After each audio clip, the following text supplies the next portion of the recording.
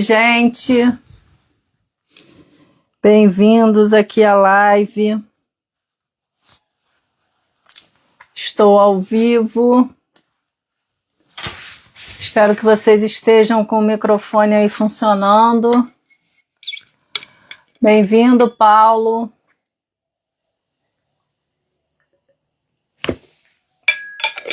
Espero que o microfone... Paulo, me diz se o microfone está ok, por favor. Pelo menos está acendido aqui para mim, verdinho, direitinho.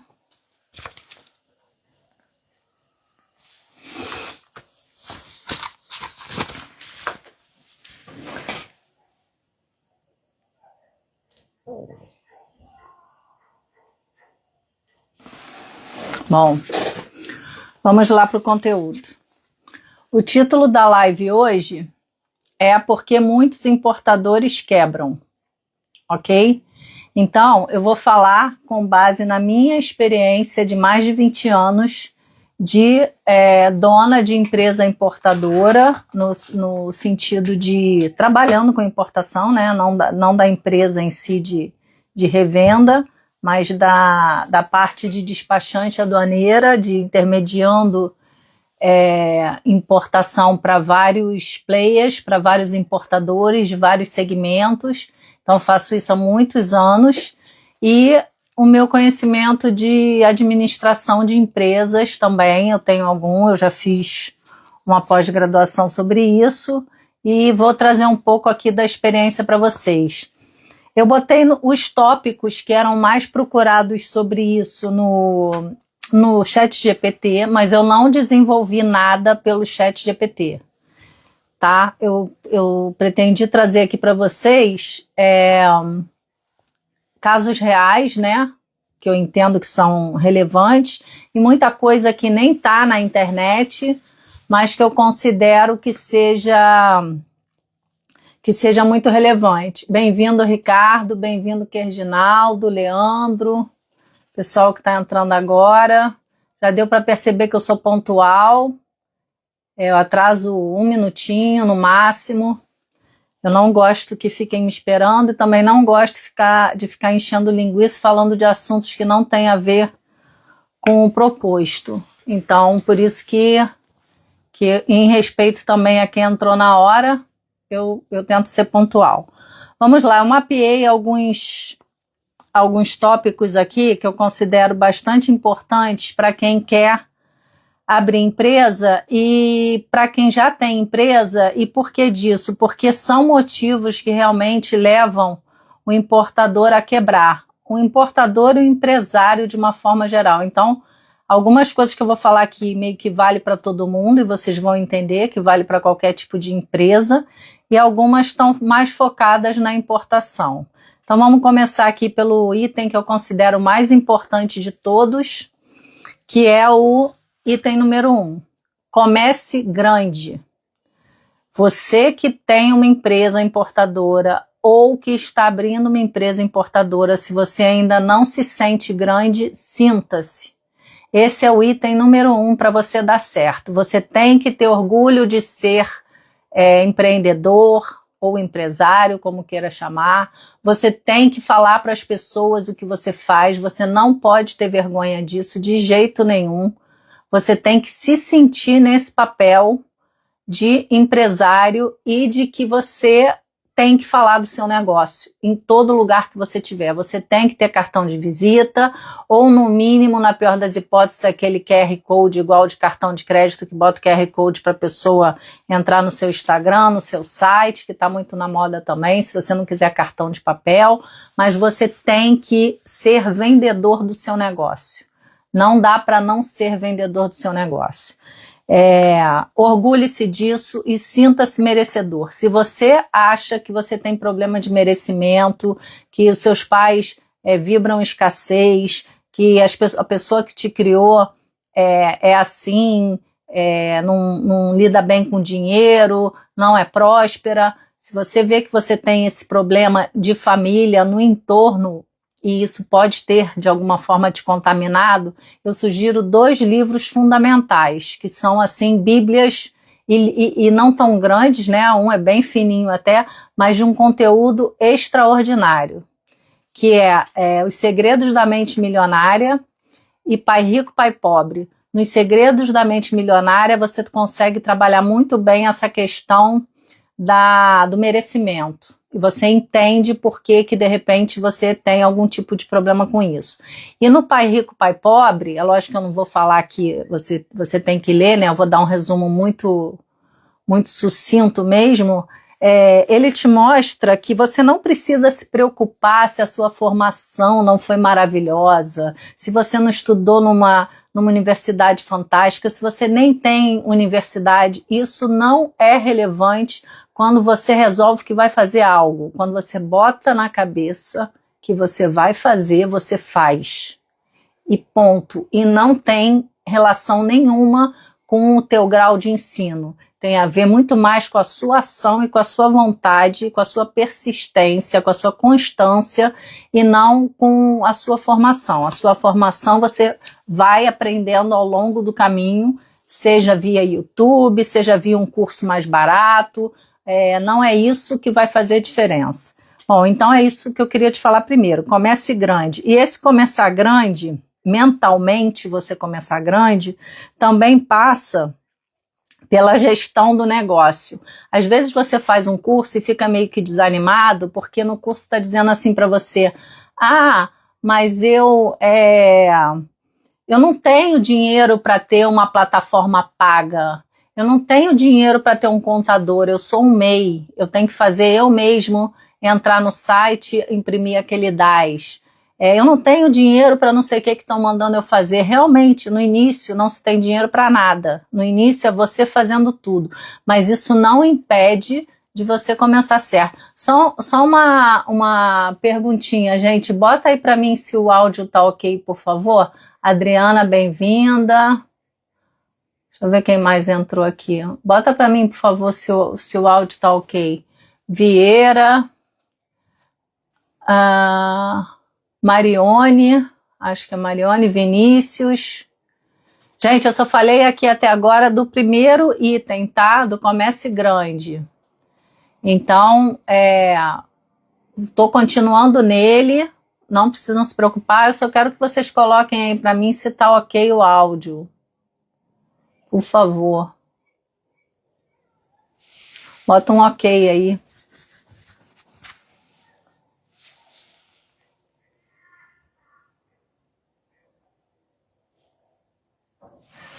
Perfeito, Fábio aqui, obrigada, Fábio, me salvou. Vinícius, obrigada, Adriana. Bom, então é isso, sinta-se empresário, já dei dica de livro e falei para você começar grande. O que é muito importante? Uma coisa que é barata e que é muito legal de você ter no início, se possível, é domínio, tá? Então você tem a sua empresa, você tem um nome fantasia para ela, ou não botou nome fantasia, mas você usa o primeiro nome da sua empresa. O que você tem que fazer? Você tem que criar setores dentro da empresa. Você precisa funcionar desde o início da forma certa, como se você fosse uma empresa grande. Nem que você mesmo ou você mesma respondam esses e-mails. Então, como que uma empresa grande é constituída? Ela tem, no mínimo, esses 3 setores que eu vou falar para você. O comercial, que é o setor que vende, que fala com o cliente, que vende o negócio.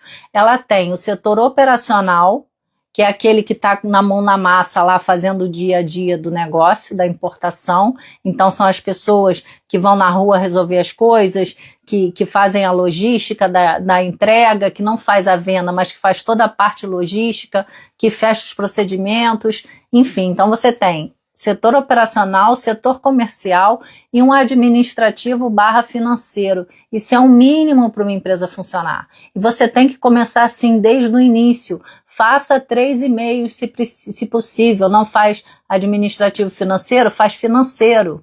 O financeiro vai cuidar de contabilidade, vai cuidar dos pagamentos, vai cuidar de tudo ali, porque você é pequeno, mas você tem que separar esses setores, mesmo que esses setores sejam você, tá? Porque as empresas dão valor a isso, e isso é a forma organizada de se começar. Invista em domínio, então, que eu falei para você, se possível. Se não tem dinheiro de jeito nenhum, tu vai usar o Outlook, o Gmail, aí não tem jeito. Mas o ideal é que você use. Lá no canal do YouTube, com esse mesmo nome, Importando com Lu, você tem 3 vídeos muito relevantes para você ver lá do podcast. Os vídeos do podcast começam sempre a capa com bolinha, tem a minha bolinha da foto e a bolinha do convidado, e tem 3 muito interessantes depois para você assistir no final dessa live ou amanhã, tá? Que tem a ver com abertura de empresa, que são o vídeo de emissão de nota fiscal, que está com o Diogo, da empresa de contabilidade lá Contábil. Tem o vídeo do Ricardo Moura, que ele também tem uma empresa de sistemas e é contador, então ele tem muito conteúdo legal lá para você assistir. E do Túlio Portela, que fala o que fazer com o seu dinheiro enquanto a importação não chega. Isso é para pequenas e médias empresas também, você tem a oportunidade de investir seu dinheiro e não deixar ele parado e você ter ganho. Tem muita coisa interessante lá para você ver depois, tá? Fica aí o trabalho de casa. Outras coisas que são muito importantes nesse item de comece grande, independente do seu tamanho, comece grande, comece certo, sua palavra tem que valer. A sua palavra no mercado, enquanto empresário, nos bancos, nos fornecedores, ela tem que valer. Ah, tudo bem, a gente bota coisa por escrito, tem contrato, tem e-mail, tem WhatsApp, mas a sua palavra é fundamental. Você tem que ser uma pessoa honrada, você tem que ser uma pessoa confiável. As pessoas confiáveis são prósperas, elas vão longe. Ninguém tem que abrir uma empresa para vender a empresa com o pensamento de vender a empresa no auge. É lógico que isso existe, é lógico que muita gente faz isso, mas você tem que ter aquele sentimento como se o seu negócio fosse o seu filho. E para isso tem uma outra coisa muito importante que precisa acontecer. Se você colocar um sócio na empresa, esse sócio, assim como num casamento enfim, homem, mulher, homem com homem, mulher com mulher, não importa o tipo de casamento, mas como num casamento, tem que ter o mesmo valor que você, ele tem que ter os mesmos valores morais que você e ele tem que querer o mesmo objetivo que você. Você não pode ter um sócio na zona de conforto se você é extremamente ambicioso. E outra coisa também que é muito legal de falar é o seguinte, tente o sócio com competências que se juntem, que se melhorem, como o pão com a manteiga, que se complementem, era a palavra que eu estava buscando. Os sócios devem se complementar no negócio, então um saca muito de financeiro, a outro entende muito de importação. Um sabe de administração, o outro sabe de importação e vocês contratam alguém depois para ficar no financeiro.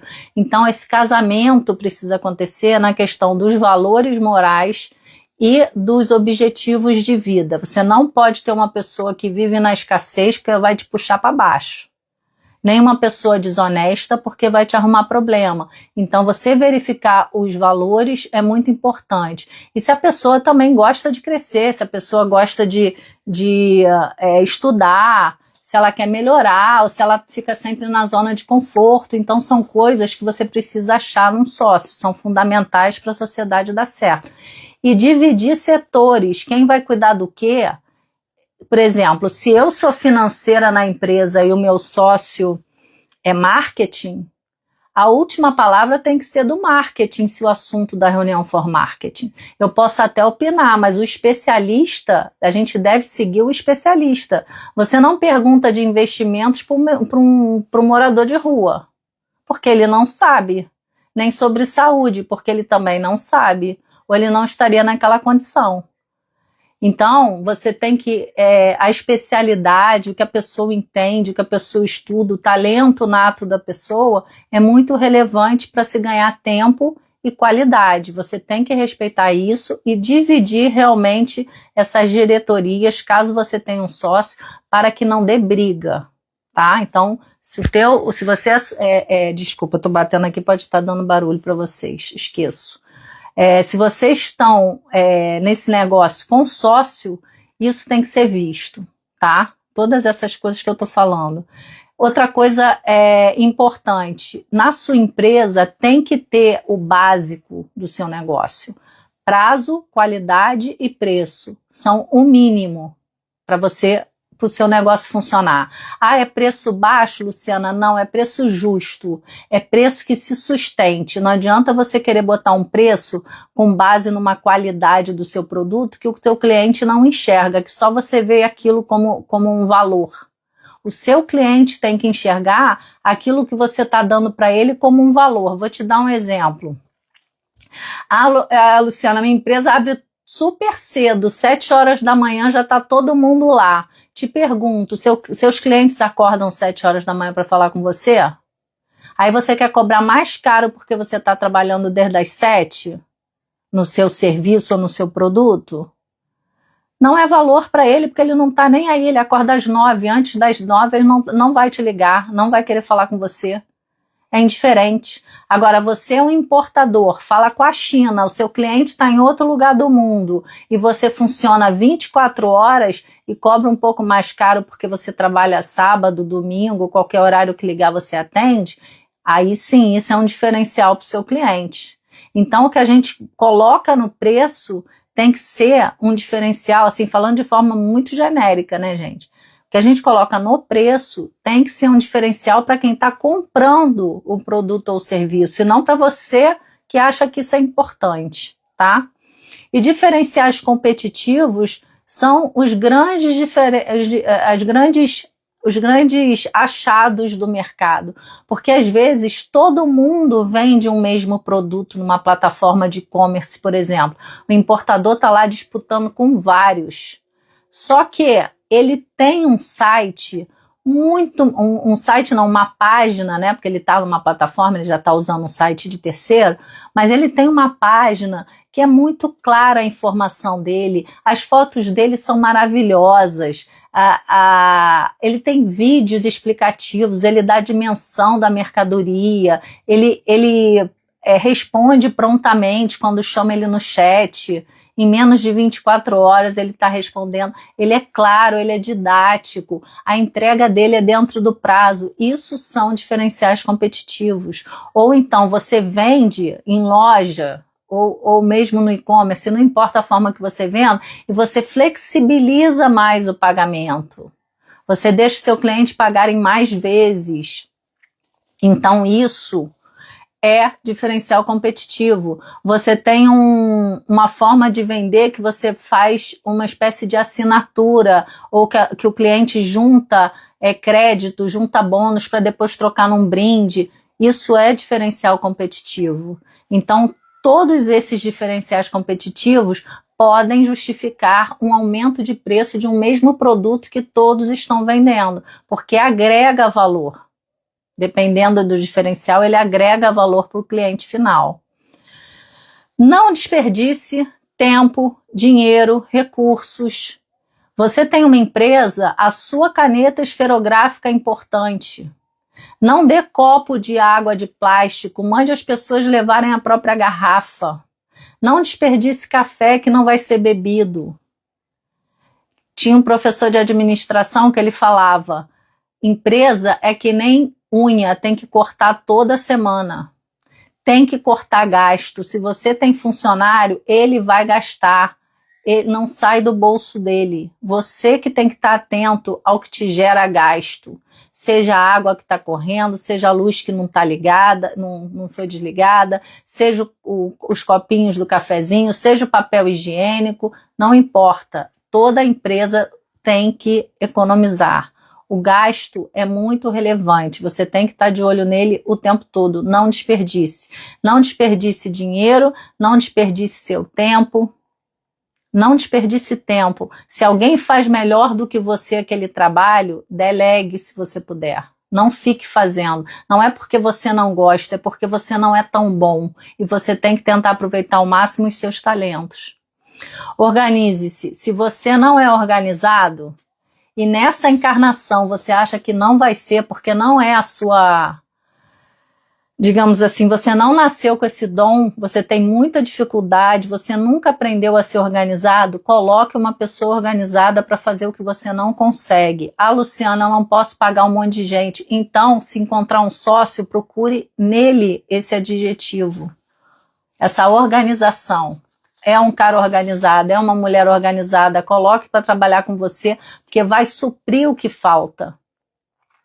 É muito importante organização para uma empresa dar certo, para que você não perca a informação, para que o seu cliente te enxergue de uma forma profissional, porque você precisa se comportar como um profissional.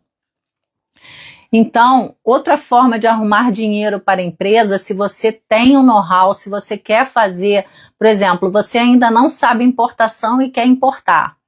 Mas você sabe muito do produto que você quer vender, você sabe muito de plataforma, você já trabalhou em loja, você tem conhecimento de venda, beleza, é o que eu estou falando, arruma um sócio complementar. A outra forma que tem é você tentar um investidor anjo. Existe a figura do investidor anjo, mas é lógico que ele vai ter um monte de negócio para avaliar, você não vai ser o único plano de negócio que ele recebeu, então você vai ter que se esmerar em fazer aquilo bem, em trazer realmente um projeto real, que vai dizer não precisa ser nada gigante, mas precisa ser claro, precisa ter todas as informações lá dentro, tem muita ferramenta, muita informação na internet sobre Business Plan, que é o nome em inglês do plano de negócios, então você busca lá, mas sempre tem que dizer o que você pretende fazer, no prazo que você pretende entregar, quanto que você quer gastar ali, quanto que você tem para gastar, então tem que ter uma projeção financeira nesse plano de negócios, e aí você pode sim pensar no investidor anjo. Tem até no Instagram também várias empresas aí de investidores anjos que querem colocar dinheiro num negócio que seja interessante, que vá dar um retorno financeiro muito bom também. Outra coisa super importante, trate o seu cliente externo, que é aquele cliente para quem você vende, igual ao seu cliente interno. O que eu estou querendo dizer é, dê muito valor às pessoas que trabalham para você.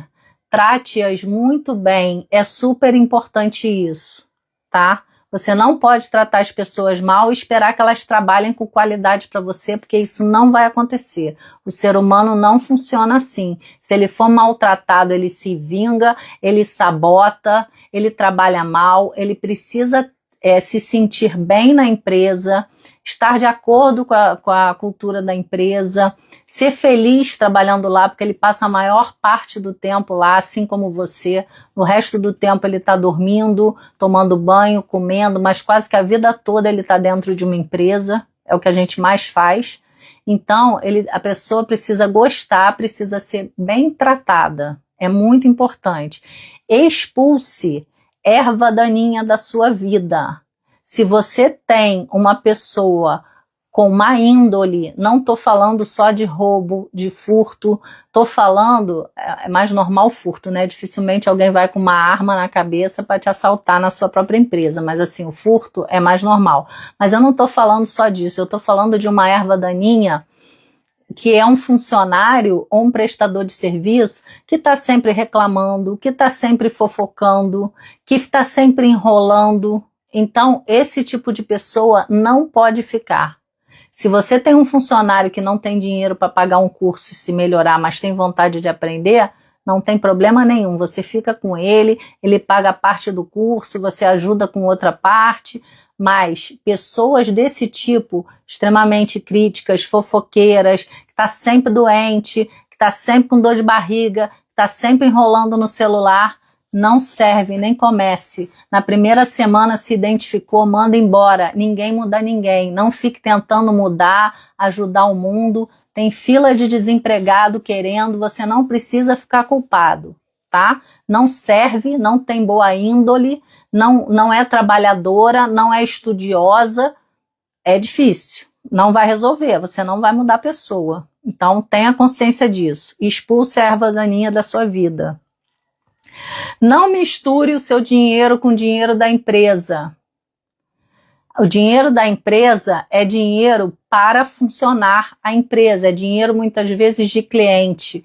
Não misture isso porque isso não dá certo. E se pague primeiro para você não ter esse tipo de problema. Estabeleça um prolabore, uma quantidade de dinheiro por mês para você, que não seja variável, porque assim você aprende a lidar com aquela quantidade de dinheiro e nunca pegue dinheiro da empresa ou dinheiro de cliente para colocar na sua vida pessoal, porque depois você vai se enrolar todo, se enrolar toda. Outra coisa muito importante, não inveje a concorrência, faça o seu. Você não pode esquecer a concorrência, lógico que você não pode esquecer. Algumas vezes a concorrência é interessante porque você vai lá dar uma futucadazinha, uma espionagem nela, para ver como é que ela está funcionando, porque nada se cria, tudo se copia, então tudo bem, você não está sendo malvado ou malvada por causa disso, você não está sendo desonesto, o mundo é assim, todo mundo faz isso. Um está sempre copiando o outro, bons exemplos são para serem copiados. Mas esquece que o outro está aqui e você está aqui. Esquece que o outro tem um carro melhor que você. Esquece que o outro é gigante e você é pequeno. Se você pensar nisso, você não faz nada na sua vida. Nada, porque sempre vai ter gente melhor do que você. Então, olhe para você. Faça o que vem na alma, o que você tem vontade, o que você tem sonho. Coloque no papel seus objetivos, suas metas. É muito importante a gente escrever. Tem gente pagando fortunas para fazer curso de que vai vibrar no positivo, de que vai acordar milionário amanhã, mas quando é com ele mesmo não faz. Não entende que tudo isso aqui que eu estou falando é vibrar no positivo. Você ter orgulho de dizer que você é empreendedor, que você é empresário, mesmo que você seja empresário de um cliente, mesmo que você seja desse tamanho, é com essa cabeça otimista que você vai longe. Não é se sentindo um merda. Se sentindo um merda, você não sai do lugar. Não importa se você estudou muito, se você estudou pouco. Não importa se você é lindo, se você é mais ou menos. Se é gordo, se é magro, se é alto, o importante é que você tenha um sonho e tem tudo para dar certo, desde que você acredite nele. E que divulgue, porque ninguém é adivinho para saber o que você faz. Você tem que dizer o que você faz 24 horas por dia. E não tem problema nenhum. Então, não inveja a concorrência, invista no seu sonho, mas principalmente saiba o que você quer, porque Deus, o universo, seja lá o que você acredite, não vai te ajudar se nem você sabe o que você quer. Você tem que ter um caminho a seguir. Eu tô aqui, hoje eu tô aqui, hoje eu tô fazendo o primeiro período de faculdade e eu quero uma empresa que fature tantos milhões de reais por mês, tantos R$1.000 por mês. Você tem que saber o que você quer. Então busque o que você quer na sua mente e não em outro lugar. O que te faz feliz?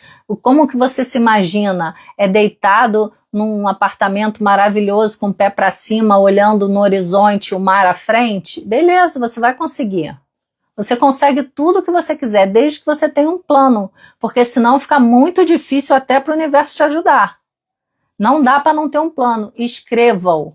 Coloca lá, guardado numa pastinha, meta para... Todo ano faça meta. Faça meta no mínimo anual, de tudo que você deseja. E guarda lá. E vai olhando o que você está ticando daquela meta, vai fazendo um checklist com relação à educação, com relação ao lado financeiro, com relação à quantidade de negócios, com relação à expansão da empresa, se vai abrir filial, se não vai abrir filial, tudo isso é fundamental.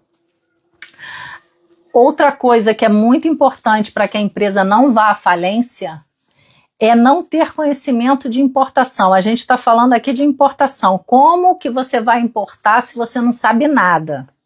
Não dá para não saber nada. Mesmo que você contrate despachante aduaneiro, você tem que ter alguma noção, você tem que fazer cursos, você tem que estudar a área que você quer entrar.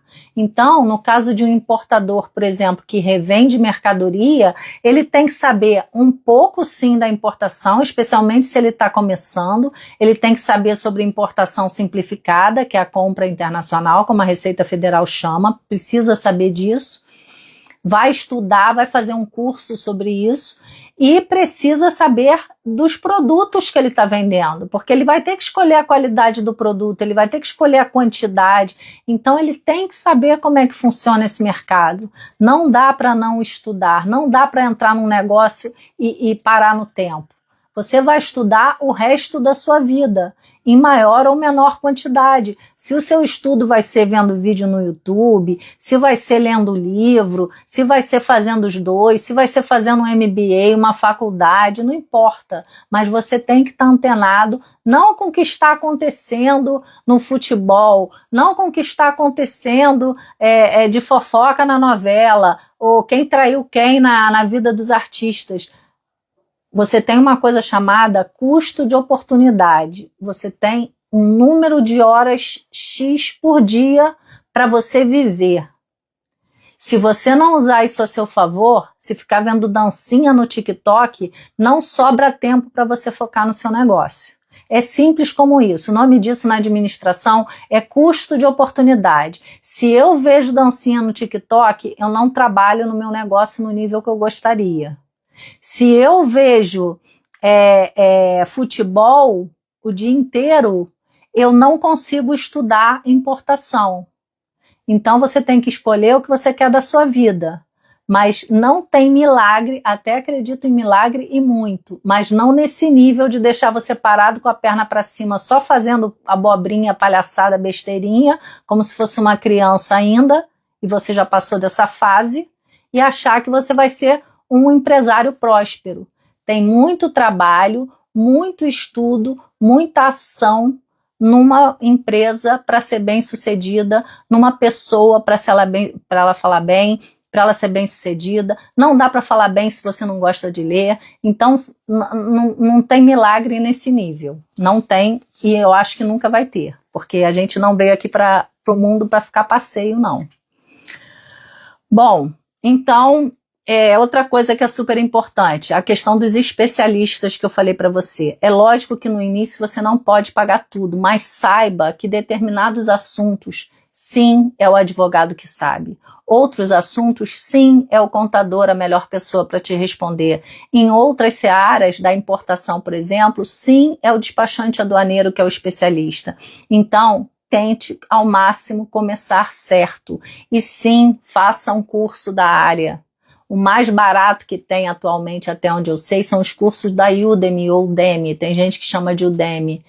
Mas tem cursos parcelados que você também consegue fazer. Você só tem que ter foco, entrar no curso, acabar o curso e não ficar pagando o curso e largando o curso para lá. Isso você não pode fazer. A terceiro item que eu coloquei aqui para falar para você e discursar sobre ele é o seguinte... As empresas vão à falência quando elas também não conseguem calcular corretamente os custos da importação.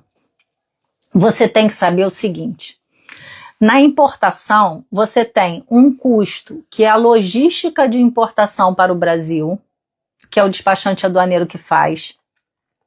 Então, desde a carga que sai lá do exportador, em qualquer lugar do mundo, até chegar no Brasil, ser desembaraçada e entregar na sua empresa, isso tem um custo.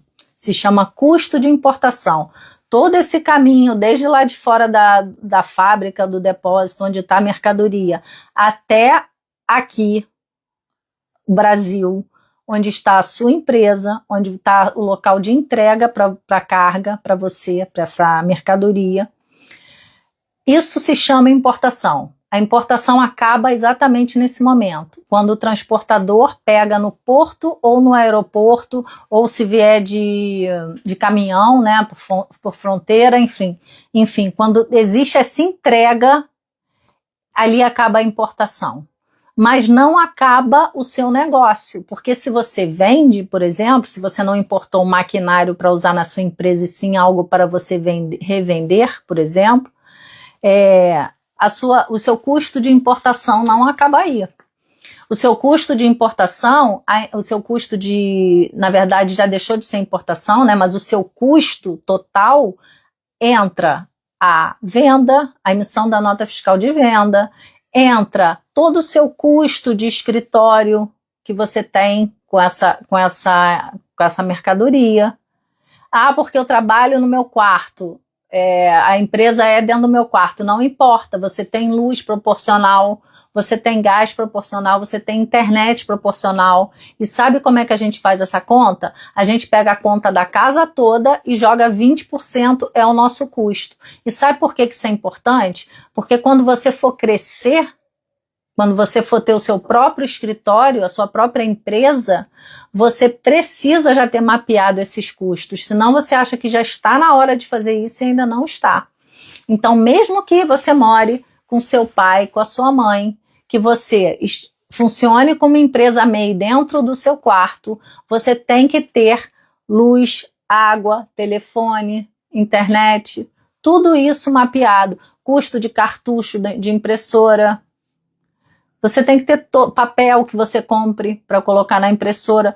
Tudo isso, todo esse custo de escritório e como se fosse o custo da empresa, você tem que mapear. Se você gasta com contador, você tem que botar o valor dele, porque quando você for migrar para algo maior, aquilo está lá e você já sabe fazer. Não tem como achar que só porque está de graça não é considerado custo. Porque vai ser. É isso que a administração manda você fazer e que é necessário, porque todo esse custo tem que entrar no seu produto. Bom, aí eu falei para você que a importação termina na entrega com esse transporte, que depois tem nota fiscal e tem todos esses custos. Aí você vai fazer uma planilha que pode ser no Excel, que pode ser um papel no Word, se você não sabe mexer no Excel, e aí você bota um embaixo do outro assim com os valores do lado e um total somando, não importa, importa que você faça. Você não precisa ter um sistema maravilhoso para a coisa funcionar, você precisa ter organização, ok? Você precisa ter organização e precisa atribuir esses 20% da luz da casa toda, vai para o meu negócio, 20% do gás que a minha mãe paga na casa vai para o seu negócio. E assim você começa a fazer uma contabilidade a sério, pegou tudo que você gastou na importação e vai pegar todo esse custo da empresa e da importação e da revenda do produto e vai botar o que a gente chama de margem. Ali você vai saber o markup, ali você vai ter condição de colocar o markup, que é a margem, para você ver por quanto você pode vender o produto. Outra coisa super importante desses não calcular corretamente o valor da importação é que quando você importa, você precisa ter um dinheirinho a mais. Você não pode, o despachante aduaneiro, você mesmo fez a conta e deu, sei lá, 10 mil reais que você vai gastar. Você tem que botar mais uns 30%, você tem que considerar 13 mil reais de dinheiro para você ter, porque se tiver alguma coisa de diferente, se o período de armazenagem vencer e entrar no segundo período, se você tiver que pagar uma multa, você está ferrado, sabe por quê? Na importação não pode parcelar valor nenhum, você não pode parcelar tributo, nem na compra internacional, nem na importação formal. É impossível fazer isso, você tem que pagar quando a sua importação chega. Então não adianta você querer fazer o valor certinho, porque não vai dar certo. Se te passarem o valor, ou se você calcular que deu 10 mil, você considera 13, e por aí vai. Sempre bota 30% em cima de margem, que é uma margem de segurança para o seu negócio dar certo e não acontecer a questão da falência, tá? Outra coisa que é importante também é o seguinte, as pessoas começam a importar ou a fazer o próprio negócio, sim, pedindo dinheiro em banco. O importador não deve pegar o próprio dinheiro para começar o negócio. Ele deve fazer um plano de negócios, ver quanto que ele vai gastar, saber todo o gasto dele e pedir empréstimo. Se vai ser para o banco, se vai ser para o tio, se vai ser para o pai, não sei, mas ele tem que pedir, mas o negócio dele tem que ser viável. O negócio dele tem que pagar o empréstimo, sem ele ter que botar dinheiro do próprio bolso. É assim que toda pessoa próspera, toda pessoa rica, milionária faz. Ninguém vai buscar no próprio dinheiro, porque senão ele fica sem comer, fica sem passear, fica sem se vestir. O dinheiro tem que ser buscado fora, não dentro, ok? Bem-vindo, Denilson, bem-vinda, Renata, Matheus, Valmiro. Bem-vindo, pessoal. Deixa eu só beber uma aguinha aqui.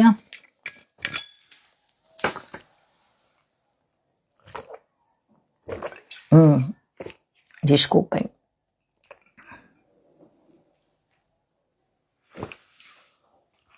Então, é muito importante você calcular corretamente os custos da sua empresa, da sua mercadoria, todos esses custos, porque senão você vai ter surpresas desagradáveis que você não esperava.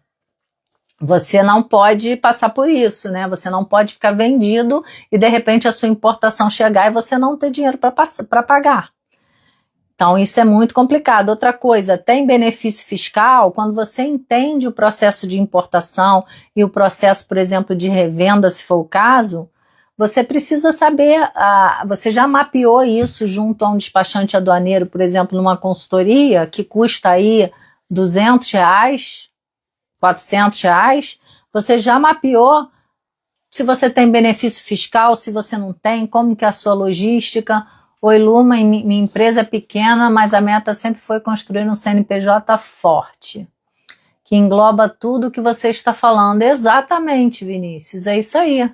Não dá para ignorar esses gastos e depois lá na frente aparecerem do nada. Você tem que considerar isso desde o início. Os gastos existem e precisam ser mapeados.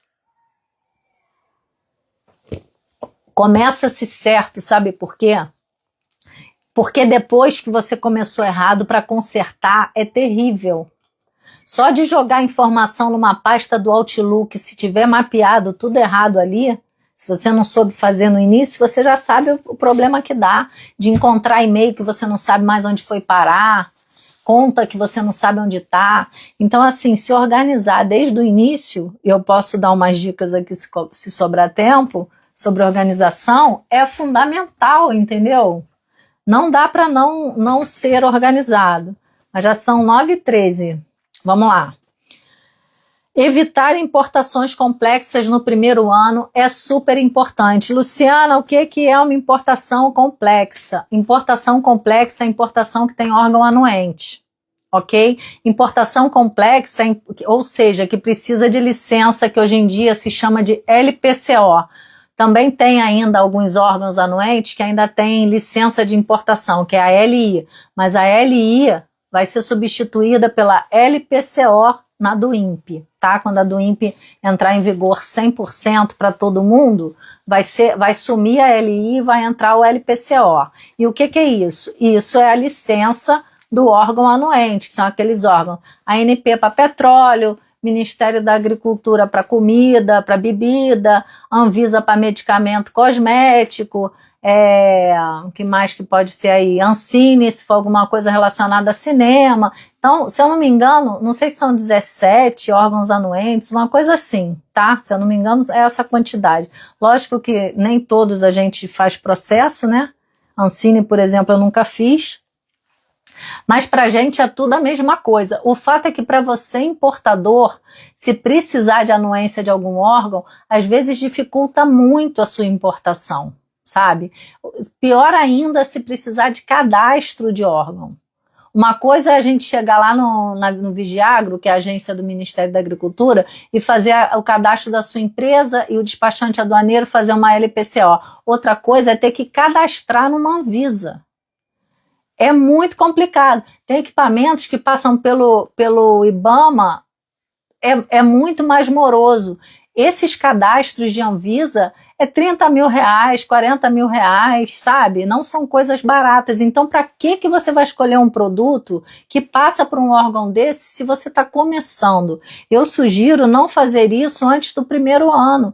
Traga alguma coisa simples, que não passe por órgão anuente. Outra coisa, evita coisa sazonal. O que é sazonal? Você está começando a fazer importação, você ainda vai entender quem é o seu cliente, você ainda vai entender a demanda do seu produto. Tem muita coisa nesse mundo ainda para você que é novidade. Você vai trazer algo que pode ficar obsoleto e você encalhar e perder o dinheiro todo? Não faça.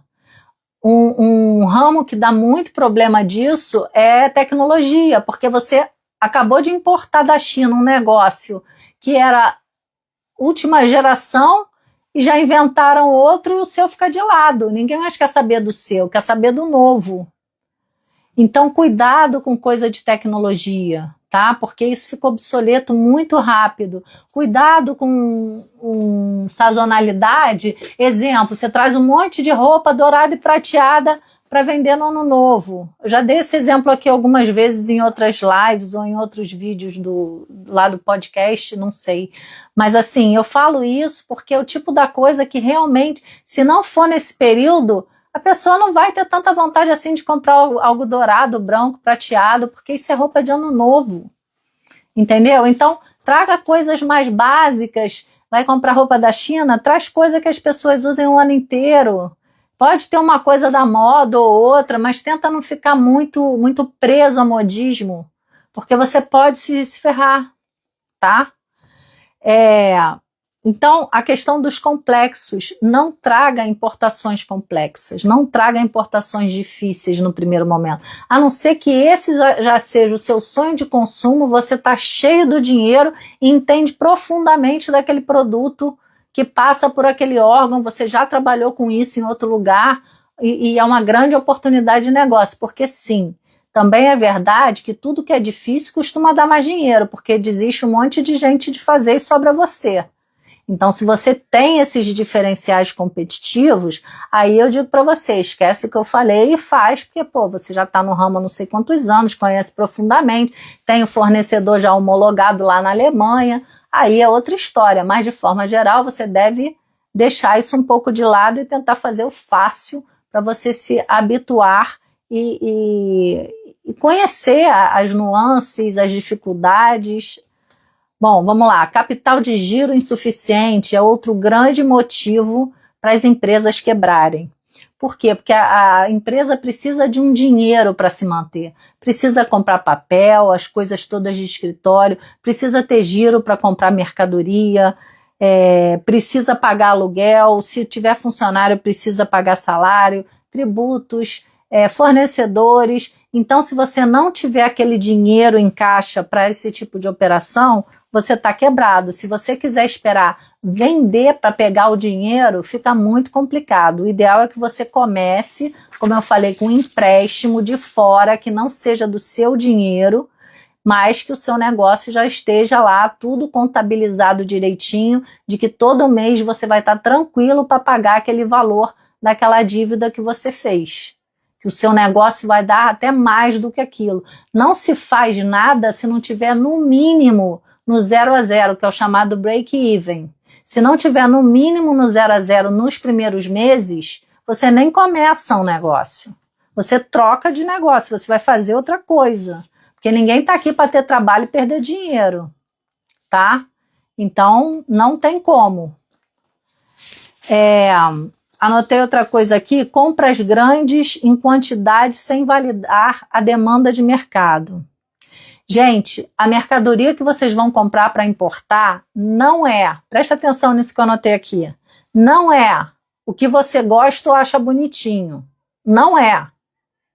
Não é o que mais vende no Mercado Livre. Sabe por quê? Porque quem mais vende no Mercado Livre já está fazendo um tipo de importação sensacional. Você vai pagar 18% de ICMS, essa pessoa está pagando 4%, não dá para competir. Ela está trazendo container inteiro fechado, FCL que a gente chama, e você está trazendo mísero pallet.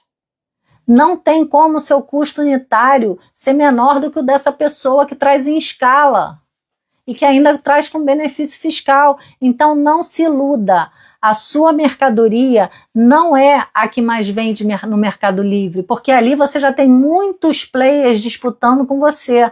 Agora pode vir a ser, se você tiver vários diferenciais competitivos, como eu já falei aqui, pode vir a ser, você sabe tudo do produto, seu vídeo é maravilhoso, você é um vendedor de primeira, você ganhava prêmio na empresa de vendas, você sabe tudo de marketplace, tem muitas coisas que podem te tornar essa pessoa que está disputando.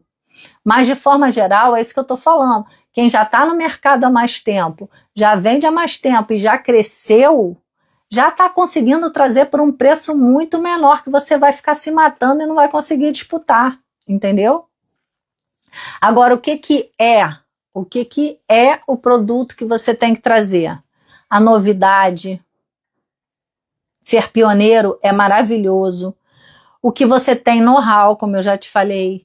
O que você já tem cliente certo para trazer é muito interessante. Então, Luciana, eu já trabalhei no ramo de laboratório, não sei quantos anos, agora abri minha empresa, tem um negócio lá sensacional que todo mundo buscava e ninguém quase tem no Brasil e eu consegui e não... Então, beleza, entendeu? Você tem o cliente, você já tem para quem vender, vai nessa. O que tem lucratividade... A margem altíssima, tem 400%, 4 de markup, beleza, então faça. Mas isso são exceções, não são regras, tá? Não são regras. Não aconselho também a sair fazendo um monte de produto. Para quem está começando, você tem que fazer poucos. Foca, entende aquele produto, entende quem é o público daquele produto, entender quem vai comprar, o marketing chama isso de, hoje em dia, avatar, persona, você tem que entender profundamente quem consome o teu produto. É idoso? É idoso aposentado? Ou é idoso sacudido que sai todo final de semana para festa? Tem diferença. É jovem? É outro linguajar. Que é outra coisa, de repente quer outras cores.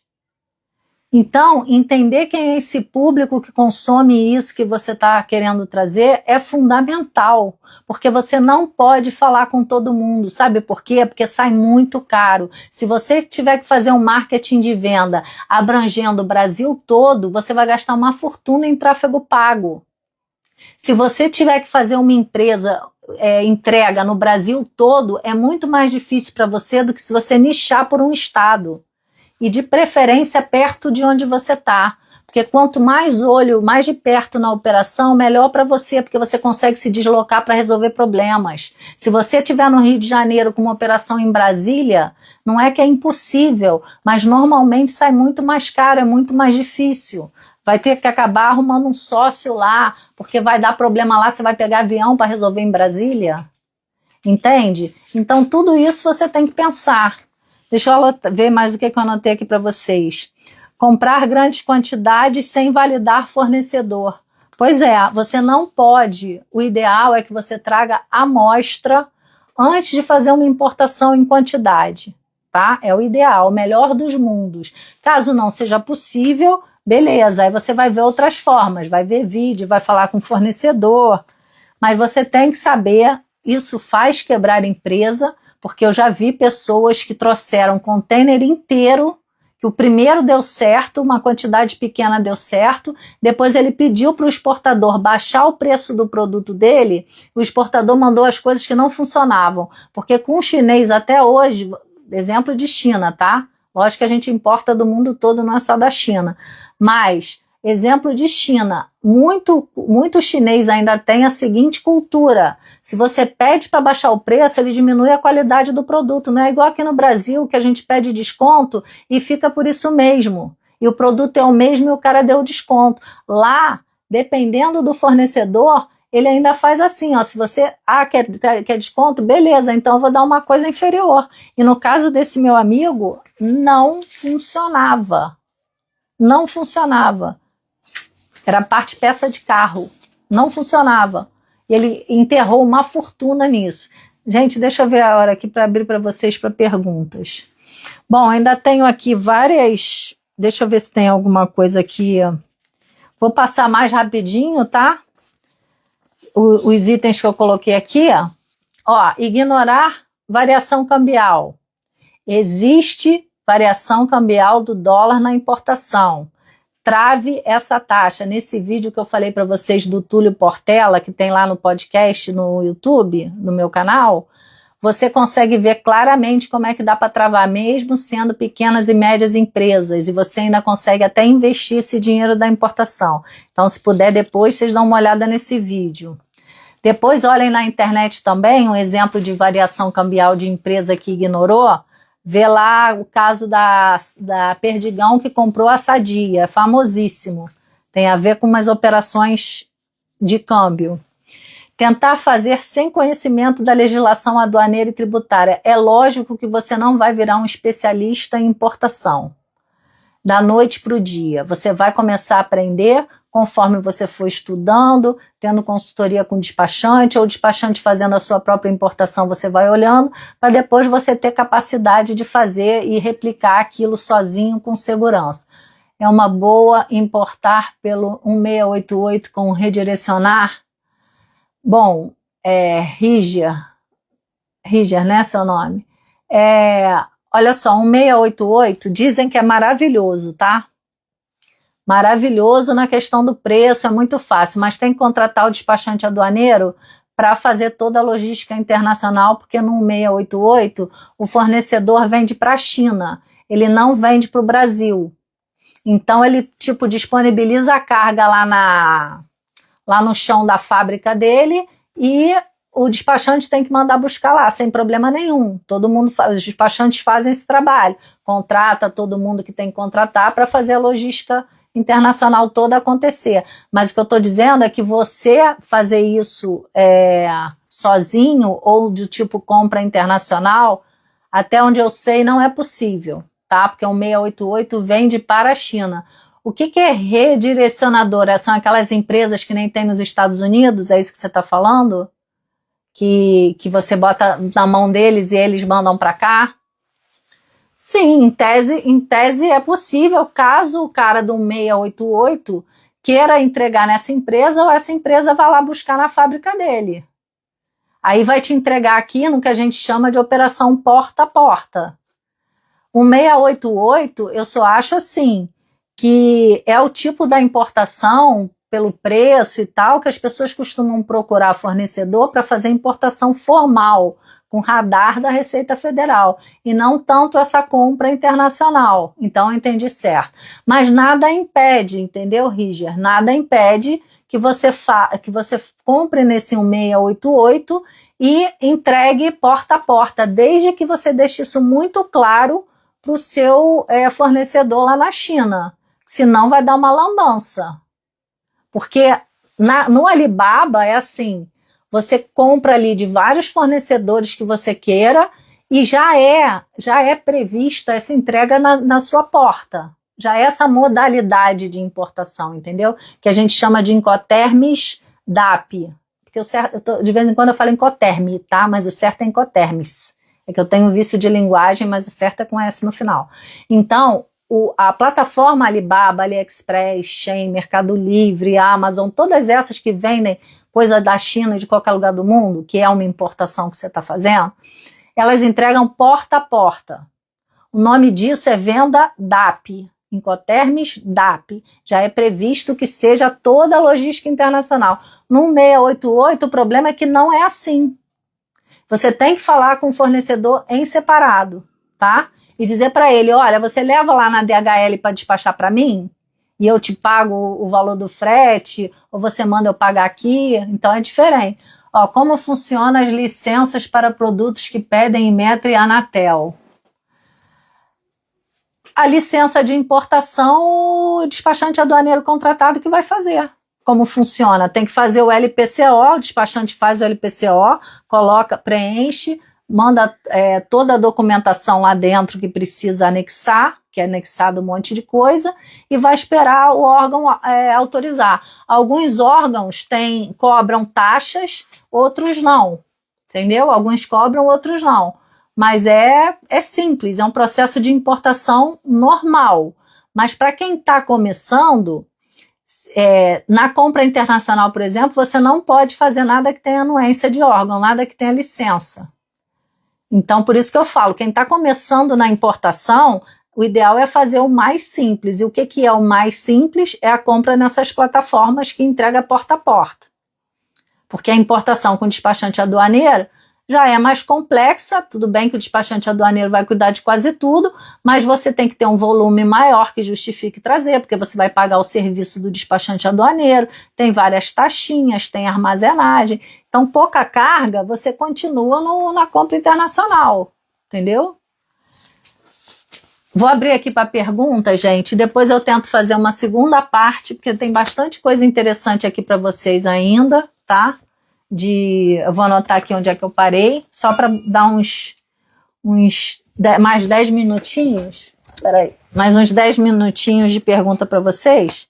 Eu parei no item 8 e depois eu faço sobre abertura de empresa, que o povo tá louco.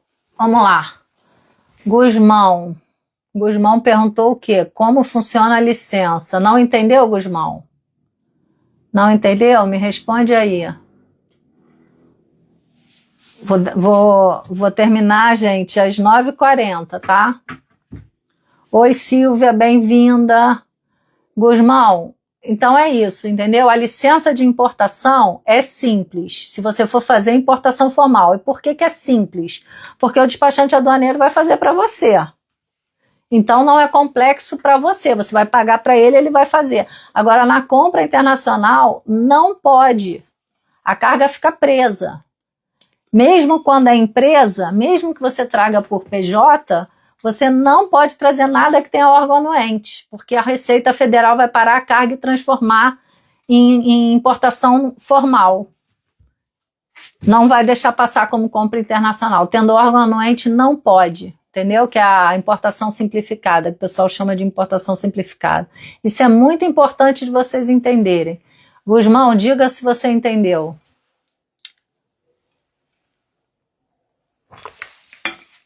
Ó, gente, só tem mais 7 minutinhos para pergunta, senão eu vou voltar pro...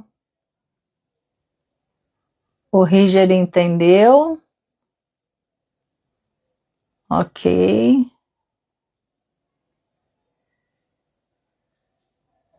Deixa eu ver se tem mais alguma pergunta aqui. Fábio já está respondido.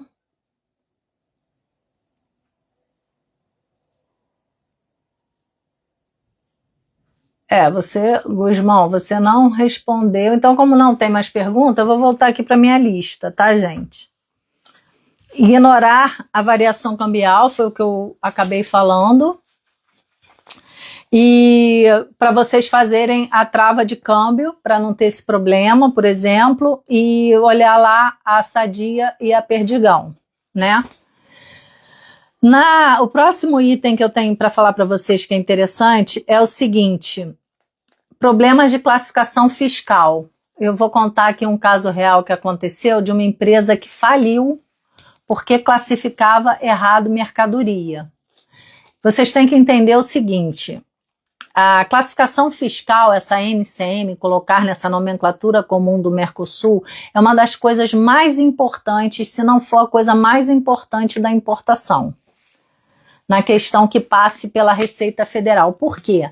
Porque na importação formal, a classificação, essa NCM, é exatamente o que dá a alíquota do produto, de quanto que ele vai pagar de tributo, né? Quanto que ele vai pagar de imposto de importação, quanto que ele vai pagar de IPI, quanto que ele vai pagar de PIS/PASEP, quanto que ele vai pagar de COFINS. Isso tem tudo a ver com a classificação fiscal. O ICMS já não tem a ver, o ICMS tem a ver com o destino da carga. É ali que está a alíquota do ICMS, para onde que vai a carga.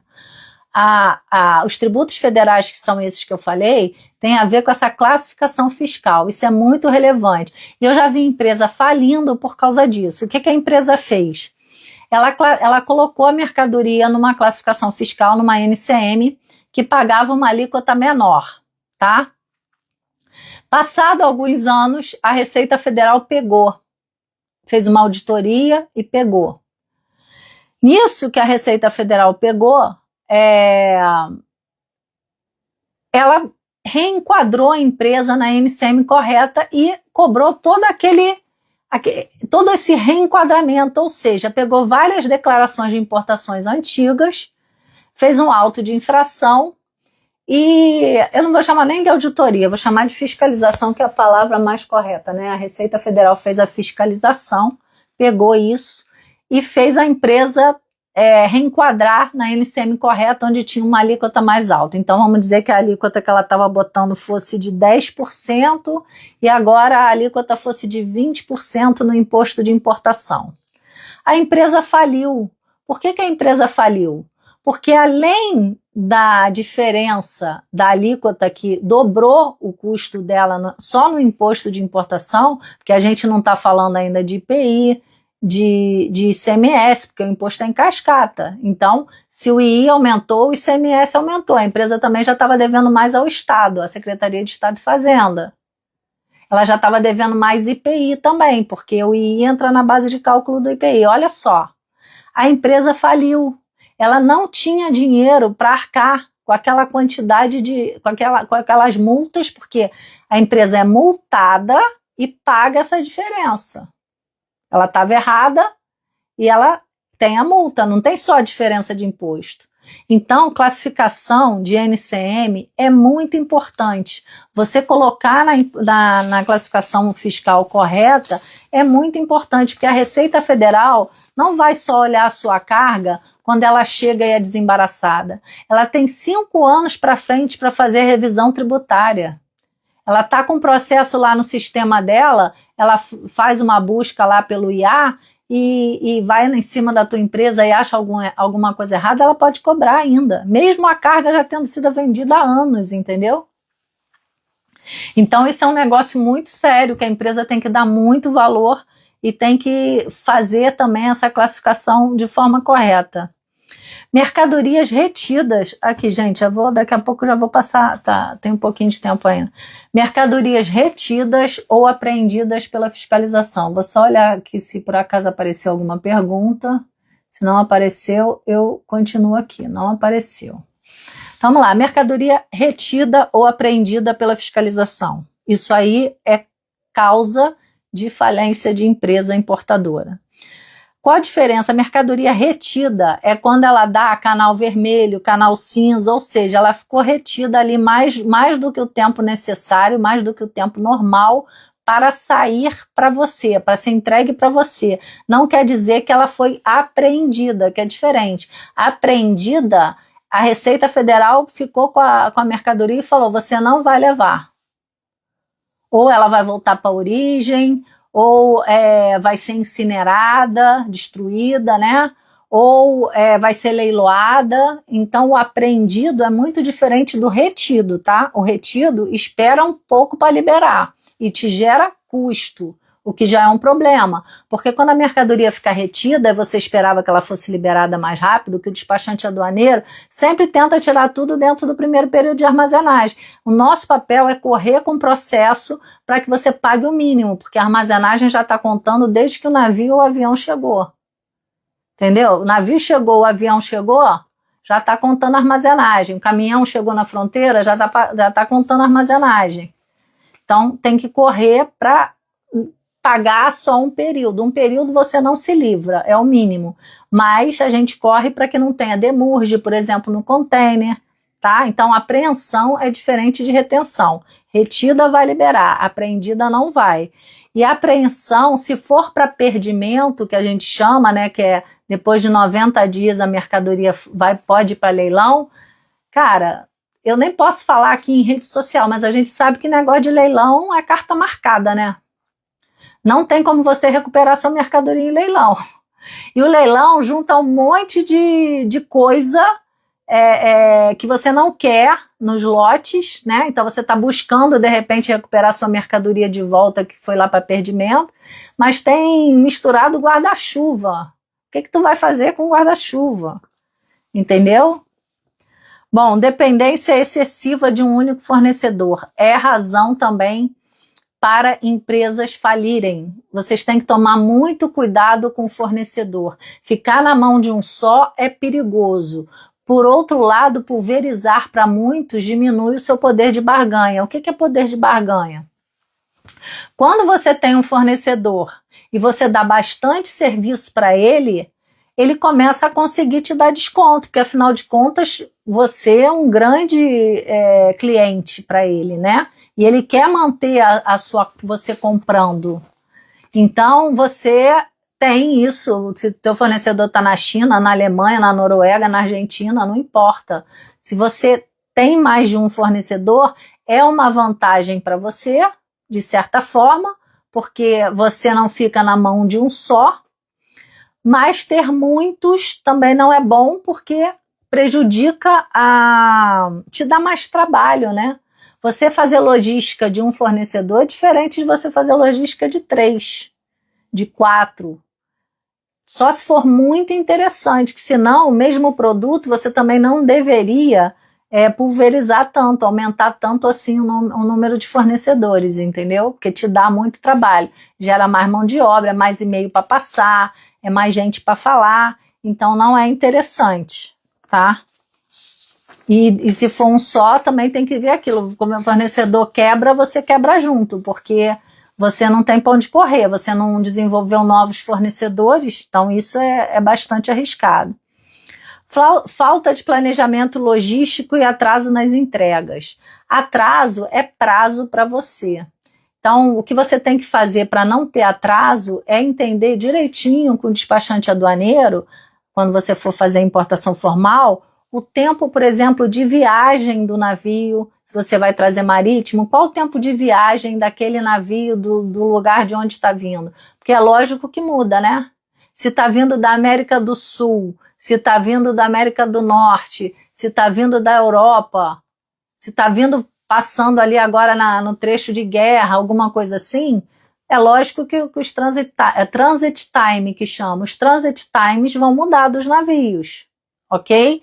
Então precisa entender qual o prazo que o seu fornecedor vai demorar para entregar a mercadoria. Ele vai produzir ou ele já tem estoque? Qual o tempo de viagem dessa carga até o Brasil? Qual o tempo de desembaraço dessa carga e entrega no local onde você precisa que ela seja entregue? Isso tudo é o seu prazo. Então, saber isso, mapear isso desde o início é extremamente importante. Onde você está fisicamente falando, onde está a sua empresa, onde está o seu cliente, né? Tente nichar territorialmente todas essas coisas. Não trabalhe com muitas frentes no início.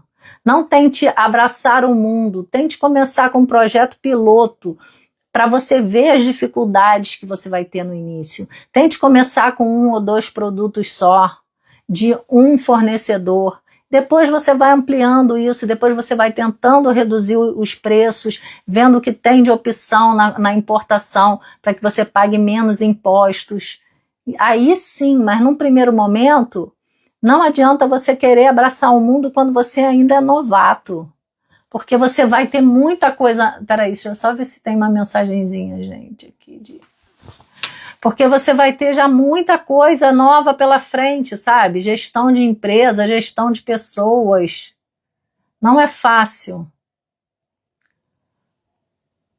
Diogo, boa noite, Diogo, Diego, Neuza, Paulo Sérgio, Cabral, tudo bem?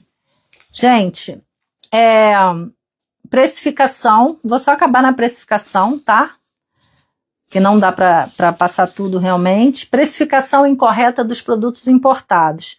É muito difícil precificar, tá? É muito difícil precificar. Mas o mínimo para você precificar, eu anotei aqui 4 passos e acabando isso, a gente vai encerrar a live. Mas é bem interessante vocês ouvirem isso aqui e se tiver perguntas eu ainda respondo aí rapidamente. Vamos lá.